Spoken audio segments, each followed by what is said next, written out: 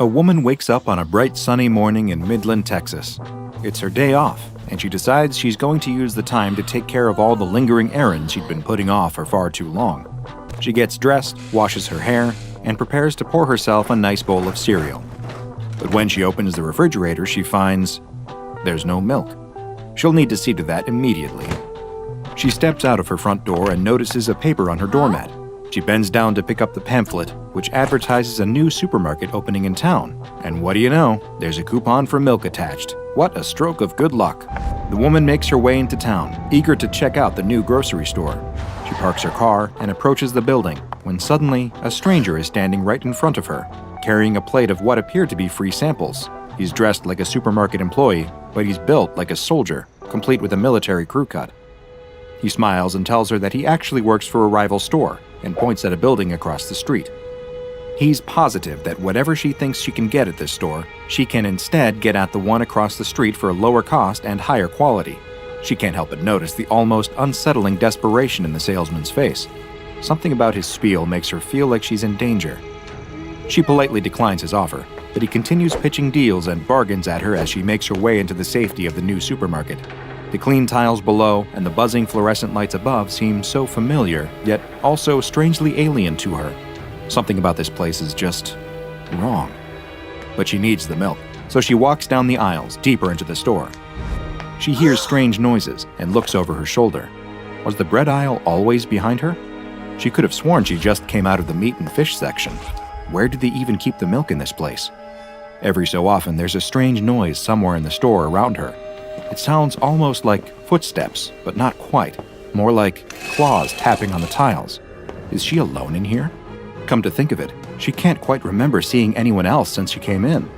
There's something so profoundly off about this place, but she just can't put her finger on what. She takes a step forward, and suddenly the floor gives way beneath her. The tiles separate with the whir of mechanized gears as a trapdoor opens up. In an instant, she's tumbling down into darkness. As she falls, she can see the white light beaming in from above illuminate the edge of something metal and razor sharp. In the store above, the sound of a scream can be heard, and the soft squish of metal-piercing flesh, followed by the gurgle of blood, and then the trapdoor closes. A tinny voice over the PA system comes on and says, "Clean up on aisle 6?" The woman is never seen again after that. What superficially appears to be an independent supermarket in Midland, Texas, actually contains a number of strange and often deadly paranormal secrets, and that doesn't even stop it from being a successful and popular supermarket. But the weirdest part of all? It's all perfectly legal, thank you very much. Welcome to Yeah, We're Totally Going to Sell You This, or as it's known to the SCP Foundation, SCP-4703. The primary anomalous effects surrounding SCP-4703 affect not its customers, but the very legality of its own existence and operations. The anomalies shift laws to make everything that goes on inside legal, no matter how unethical or dangerous. It also often reshapes laws to protect its own interests from outsiders, and anyone who breaks these laws may experience spontaneous attacks from violent animals, the most common of which are vicious lions. Here are a handful of the unethical and dangerous, yet perfectly legal, thank you very much, things that go on within the confines of SCP-4703. The stacks of shelves are mounted on powerful pneumatic actuators that seem to shift and spin of their own accord. While this has the intention of keeping the store varied and stopping customers from leaving, it more often causes serious injury with its sudden movements. Occasionally, these sets of shelves will collide, crushing whatever is stuck between them. If a child becomes lost or separated from their parents while they're inside the store, the child is forcibly detained, and the parent or parents can only get their child back by either paying an upfront cost of $47.67 in cash, or submitting to have their eyebrows permanently removed with laser follicle surgery. There are also several dozen hidden trapdoor mechanisms beneath the floor in various parts of the building, each one triggered by some strange and arbitrary condition, such as saying the word Wednesday, or by not saying the word Wednesday. The triggers are updated each day and displayed on the store's website in several dead languages, including Latin, Koine Greek, Phoenician, and Punic. Each of these trapdoors drops into deep shafts filled with some kind of hazard, such as spikes, glitter, or poisonous snakes. Yes, that's poisonous, not venomous. The snakes are only dangerous when eaten, but victims have reported that they seem incredibly appealing, which makes resisting them rather difficult.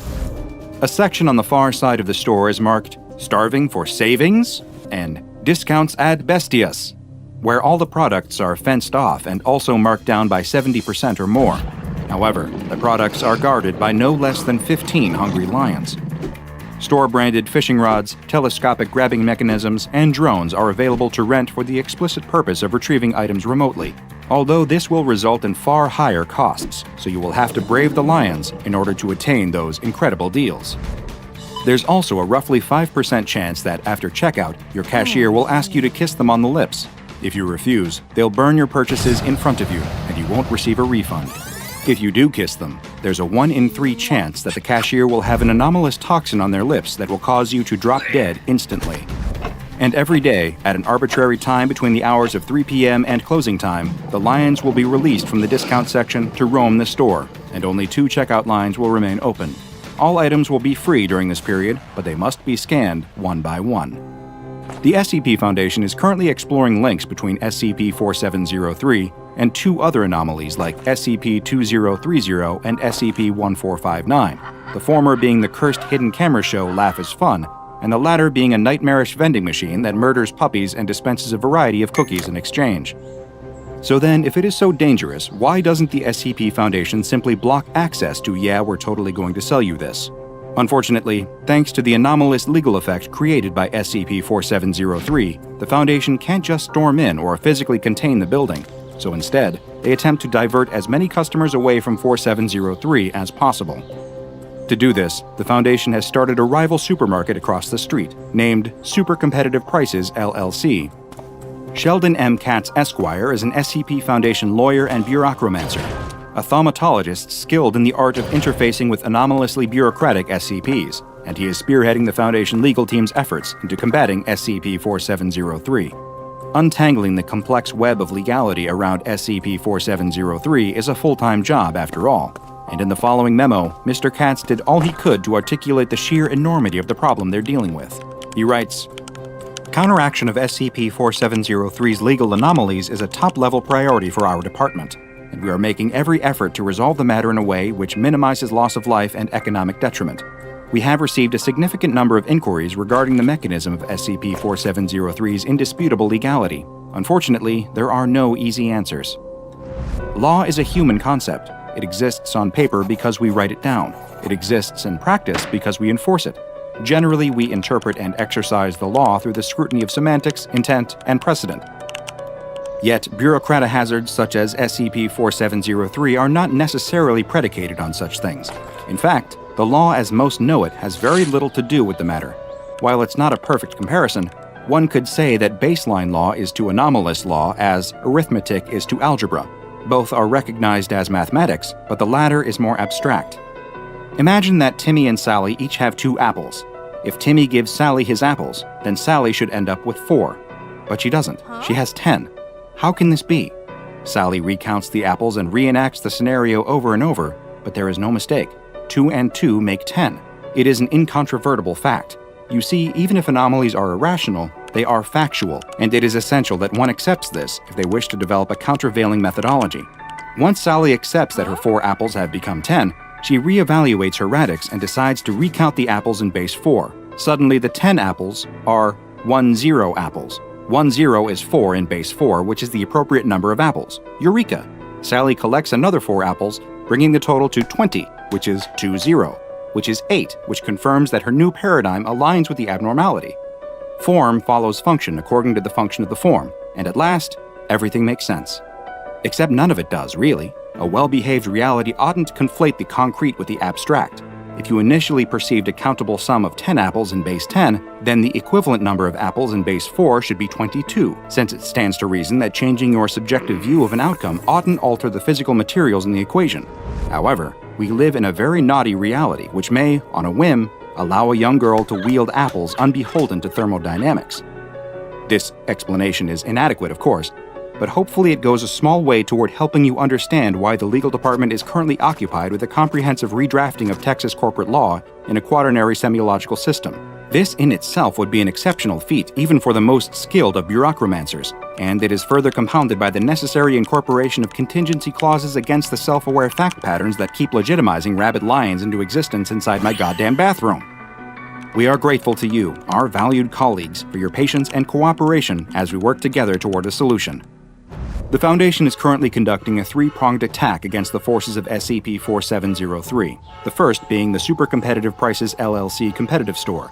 The second is the tireless efforts of Mr. Katz and his team against the trifling legal issues of SCP-4703, and the third is outright infiltration and espionage. Of course, when you're going behind enemy lines, it's crucial that the proper operative is selected for the job. It can't just be anyone dropped into a high-pressure situation like this, especially considering the rapidly evolving nature of SCP-4703's conditions. The SCP Foundation was more than aware that they might only get one shot at getting one of their own in and out of the building. For this task, they selected Field Agent Felicity Blandina, codename Karen of Justice. Blandina was uniquely qualified for a job like this. In personality tests conducted on all Foundation agents to test loyalty, they consistently found Blandina to be one of the most obtuse and shameless agents on the Foundation payroll. During group lunches with other staff members, she has been reported numerous times sending meals back to the kitchen when she felt they were unsatisfactory. And Foundation cyber analysts have detected multiple posts on various social media networks made by her, directly tagging and criticizing brands that provided products or services she perceived as being subpar. While these qualities made her a terror to the customer service staff in her local area, they made her the ideal candidate for bypassing the bureaucratic stronghold of SCP-4703. If anyone could do it, it would be Field Agent Felicity Blandina. She was sent into the building with an expired coupon under the pretense of being an unhappy customer. She spoke to a sales assistant inside the store named Daniel Paulson, who explained to her that her coupon was denied because it was only applicable when the recipient submitted to ritual castration performed by the SCP-4703 staff. Seeing as Agent Blandina didn't have the necessary equipment to undergo such a procedure, Paulson generously offered to provide her with a free surgery to have the proper parts attached, though finding a suitable donor would likely take several months. Agent Blandina, following her well-trained Foundation directives, could not be assuaged by the bargain. Instead, she pressed on, first guilt-tripping him with sob stories about her children, then her lifelong struggles with astigmatism, and even threatening Paulson with physical violence. Eventually, she delivered the true coup de grace, demanding to speak to the manager. Showing clear reluctance, Paulson agreed and led Agent Blandina to a door near the front of the store. It opened up into an unlit staircase that descended into the darkness below. At the bottom, they found a break room that appeared similar to a bunkhouse in a prisoner of war camp, containing hammock after hammock filled with uncomfortable sleeping employees. Paulson informed Agent Blandina that some of the people who work at the store were once normal civilians who'd been exploited with a number of legal loopholes, and now lived inside the store full-time. Some, for example, had stayed in past closing time, which had resulted in them becoming store property for a minimum of a year. Paulson himself had entered a raffle for an abs transplant, and instead won servitude at SCP-4703, which he couldn't legally turn down thanks to the powerful anomalous laws of the store. As Paulson and Agent Blandina ventured deeper into the bowels of the staff area, they passed 11 unmarked doors, before finally stopping in front of the 12th and last one. She opened the door and discovered shelves and stacked boxes within.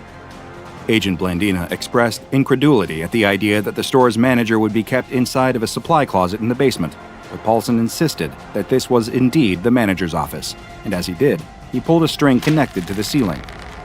This caused a wall of boxes to split down the middle like a secret doorway, revealing a large executive chair facing the wall on the other side of the room. Still maintaining the cover story that she just wanted a discount, Agent Blandina pressed on and approached the chair. She spun it around to get a better look at the manager and found herself standing in front of a desiccated corpse with no eyes and all of his teeth pulled out, his mouth wrenched open in a permanent, silent scream of terror. Paulson identified this man as Mr. Venatio Haruspice, the manager of SCP-4703. Paulson would have told Agent Blandina that his boss was a corpse earlier, but to do so was against the rules. Agent Blandina sighed and grumbled, "I feel like I should have expected this." Paulson assured Agent Blandina that she could still make her complaint, though, and the owner of the store would eventually hear it. As Paulson understood it, the body known as the manager acted almost like a kind of telephone, sending messages through to the owner. The owner would then reply through faxed messages hidden inside the cereal boxes that acted as the only food source of the staff trapped within. This Kafka-esque nightmare just kept getting worse and worse, but Agent Blandina refused to give up that easily. Agent Blandina asked him to explain the exact nature of the manager's condition to her. Paulson replied, "I know that he's legally our manager. I know that he's, well, what he is. I know that one of us always has to kiss him goodnight at closing time. I know that if we tell him something, the owner knows, but the owner seems to know everything that happens here anyway, so I can't be certain that's related. What else? I know that he's empty, or hollow. Actually, hollow's probably a better word." Agent Blandina leaned in a little further to see what exactly Paulson meant by that, only to make a horrifying discovery. The manager wasn't a whole corpse. He was just desiccated skin, a husk somehow propped up into the shape of a corpse. When Agent Blandina asked why Paulson specified hollow and not empty, he told her that it was because a noise was sometimes heard emanating from within the skin husk. Agent Blandina wisely refused to put her ear anywhere near the manager's gaping, toothless mouth, and instead fed the hidden microphone she had been wearing down into the husk's throat. Before Paulson had time to remark on the strangeness of this, sirens and alarms began going off all around them. Paulson began to panic, yelling that the lions were incoming, and the duo needed to move quickly to get out of harm's way. Luckily, Agent Blandina was able to escape with only minor injuries, but shortly after her escape, SCP-4703's legality was once again restructured to make it illegal for non-employees to enter the employee-only areas. The audio that Agent Blandina recorded inside the body of the manager was also analyzed by experts at the Foundation, and they discovered that, when sped up by 75%, the sound was indistinguishable from human laughter. Due to the highly strange nature of this anomaly and its containment procedures, even by SCP Foundation standards, the classes and designations applied to SCP-4703 are equally strange and complex. Knowledge of the file and the anomaly itself is relatively low tier, with restricted Level 2 access permissions. Due to the immense difficulty in keeping SCP-4703 hidden or contained, thanks to its unique legal situation, it has been given the Object Class Keter. This, however, is where things get even stranger. The SCP-4703 store has a rare secondary object class, Truculent. This classification is likely to be unfamiliar to most, but it is used in the specific situation when an item is unpredictable and often transformative, and the containment measures around it must be consistently updated and evolved in order to meet its containment needs. It has the Level 3 or Kenic disruption class, meaning that it has a roughly medium potential to cause disruption, though this disruption is likely to be confined to a relatively local area. And finally, it has the Risk class Warning, meaning that it presents a high risk to all who interact with it, complete with the possibility of causing severe harm, including death, though legally due to a missive sent from the law firm working in association with SCP-4703, I am obliged to tell you that it's mainly because the bargains at "yeah, we're totally going to sell you this" are simply to die for, which is perfectly legal, thank you very much.